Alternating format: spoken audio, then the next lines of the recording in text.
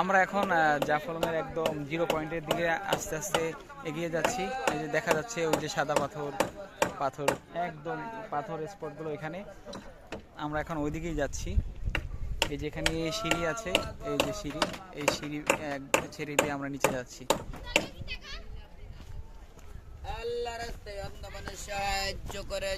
আসলে এখানে না আসলে বুঝতামই না আসলে জাফলংটা এই জিরো পয়েন্টটা কত সুন্দর। মনে একটা অন্যরকম আনন্দ ফিল হচ্ছে।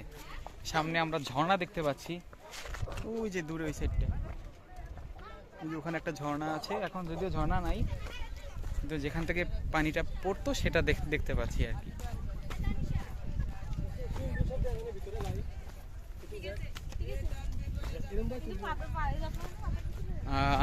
আমরা দেখি গোসল করতে পারি কিনা, জানি না পারবো কিনা, পানি কতটুকু আছে।